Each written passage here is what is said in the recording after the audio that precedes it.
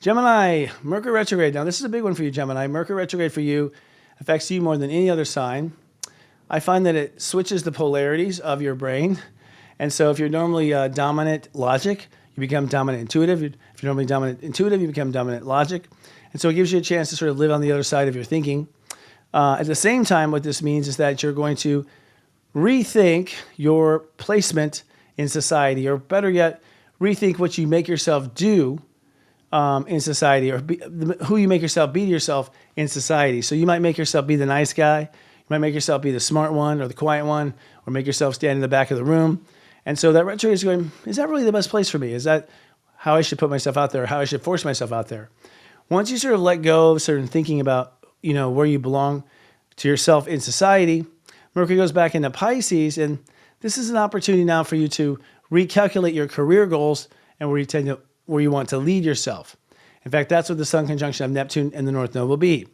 As the Sun crosses North Node and Neptune, your heart is going to be really engaged with a spiritual calling for your career or legacy. And if you have a hard time understanding what your legacy is, what you're here to do, well, it's high vibration of spirit. So if you stay just in your logical mind, of course you weren't going to be able to see it. And maybe now that you have switched hemispheres, you can see it. And I'm counting on you actually being able to embrace it with your heart. But realize, Gemini, that these are things that must be felt, not necessarily thought about. Now, with the Sun moving into Aries for you, this means that your social ambition is going to ultimately change. You're in a place now where you're ready to go for the gold. You're ready to go for the things that might have seemed too hard in the past, or things that were a lot of work that you didn't want to do. But you'll find that you do have the strength there, and you do have the energy.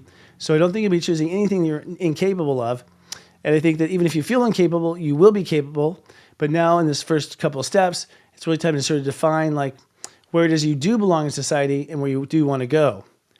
Now, with that sextile of Saturn and Uranus, it means that Geminis will be connecting their career to their faith.